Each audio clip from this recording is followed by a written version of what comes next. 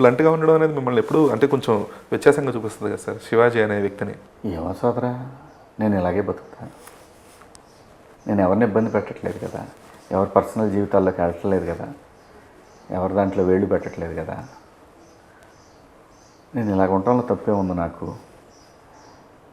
నేను ఎవరికి అన్యాయం చేయట్లేదు, నేను ఎవరికి ద్రోహం చేయట్లేదు. నా నిర్మాతలకు నేను ఎప్పుడు అన్యాయం చేయలేదు, నా డైరెక్టర్కి నేను ఎప్పుడు అన్యాయం చేయలేదు. నాకు ఇచ్చిన స్క్రిప్ట్కి నేను న్యాయం చేస్తాను, టైంకి వస్తాను, టైంకి వాళ్ళు పంపించినప్పుడు పోతాను. మరీ లేట్ నైట్లు అంటే రోజు అంటే కళ్ళు దెబ్బతింటాయి, మళ్ళీ మీరే అంటారు స్క్రీన్ మీద ముడతలు వస్తున్నాయి ఆ మాట మాత్రం అడుగుతాను. ఇంకెంతకంటే నేనేం చేయగలను.